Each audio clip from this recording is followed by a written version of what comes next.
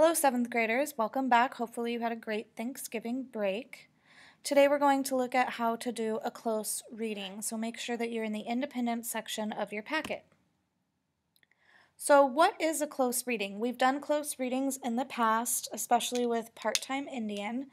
We're going to look back at it now to make sure that we fully understand how to use our annotations and do a close reading. A close reading is when you dive deeply into the text with a purpose. So when you annotate and when you ask questions, you want to make sure that you are looking for key terms and key phrases that have to do with why you're reading. So why are you reading? Are you reading for entertainment? Are you reading to make an argument? Are you reading to understand the main idea? Are you reading to make a claim? Think about why you are reading.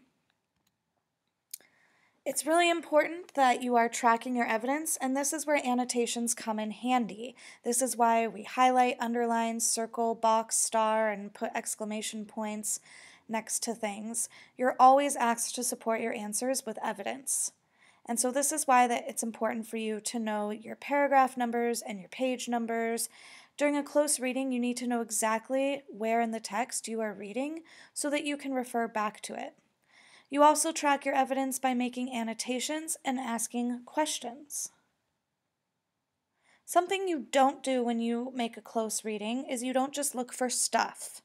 Stuff is a very vague word. It's not specific, and it's definitely not a 7th grade word. Instead, you're looking for key or important terms, words, and phrases that are related to your purpose for reading. So if you're trying to make an argument, you need to look for key words and phrases that support your argument. If you are reading to make a claim about the main idea of the text, you need to look for key terms, words, or phrases that are related to the gist or main idea of the text. The margin is also very important when making annotations and doing a close reading. The margin is where you write down your connections, your annotations, why things are important, and also where you ask questions. A really good habit that you guys can learn when making your annotations is using verbs. So instead of just rewriting what it says in the text, use a verb to explain what is the author doing or showing. What am I learning? What is the author's purpose? What question can I ask? And we will definitely look into this today, so let's go ahead and get started. Here I have my first text. I'm going to read it. It's Salva has met his father, and he is very excited to speak with his father. It says, "And my mother?" Salva asked, barely daring to hope. His father smiled. "She is back in the village."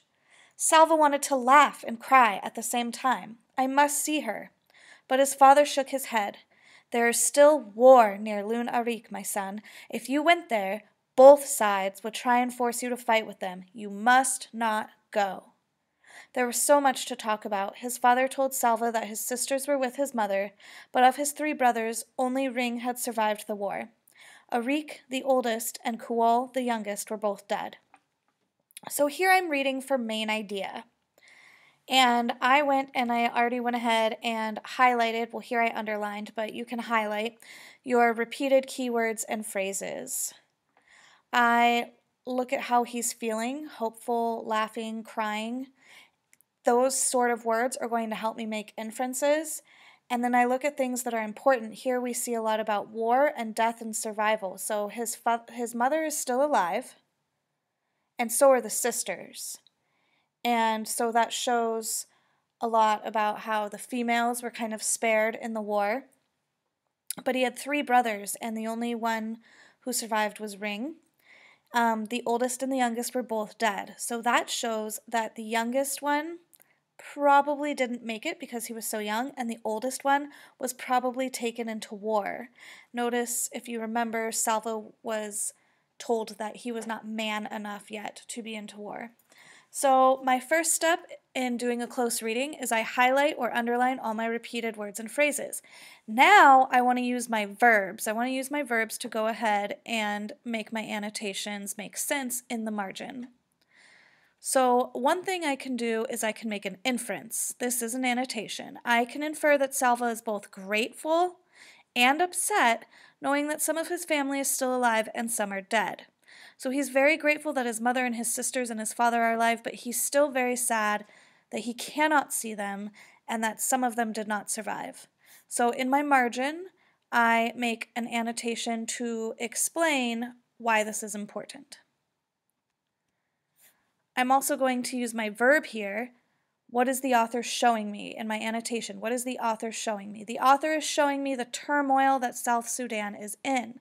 So war is still there after all these years. After 13 years, war is still there, and the author wants me to know that. So the author is showing me this.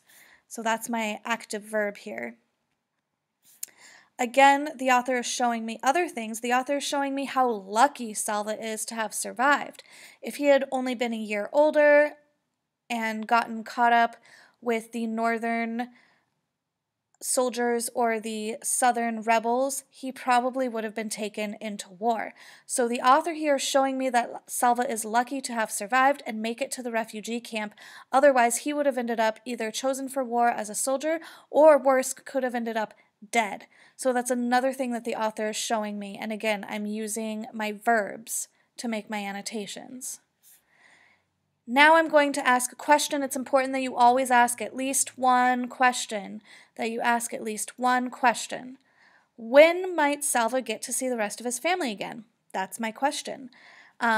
His father says that he can't go there because there's still war, and so after all these years, Salva still has to be separated from his family. So when will Salva get to see his mother and his sisters again? Now, to go back and just to reference, I highlighted key and important words. I made an inference. I used my verb words to make connections. And then I asked a question. And those are all important things that you're doing when you're making a close reading. Let's go ahead and look at the next passage.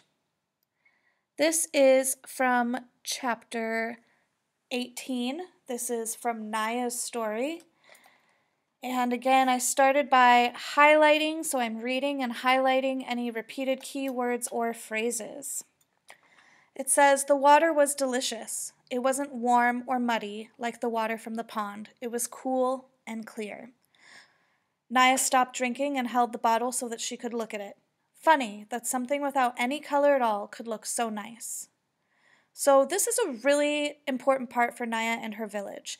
They just got clean, fresh water pumping into their village, into their well, for the first time. This is going to change everyone's life in the village. So I went ahead and I looked at how water is repeated and how warm and muddy and cool and clear are opposites. Warm is opposite of cool, muddy is opposite of clear. So there the author is going to show me something. And then here, something without any color at all could look so nice. And so Naya has never seen clear water before. She's never had clear, clean water before. But here she has it finally, and it is something that is so great for her and something that is going to change her life. So when I am connecting my annotations, the first thing I'm going to do is look at the opposites there. The author uses opposites to show, and there again is my verb, to show us how the water is new. So this is what Naya is familiar with, and this is what Naya has now, and she's kind of shocked and amazed. So there's my inference. I'm using a verb again. I can infer that Naya is amazed at the water, amazed. So she's totally blown away by the new water and that it's something that will change her life. So I want you to go ahead and try on your own. What is the author using this moment to show? What else are they trying to show? I've kind of repeated that it's here showing us that it's going to change your life, that it's something new for her. So tell me in your packet, what else do you think the author is trying to show using this passage? Go ahead and write that down. And when you're done, you can write your own question. I want you to practice writing a question as well. You will have some close reading practice for homework, so make sure you remember to use your verb sentences, ask your questions, and use your annotations. You can go ahead and rewind this video if you need to. Otherwise, you can work on BrainPop or IXL. Thank you.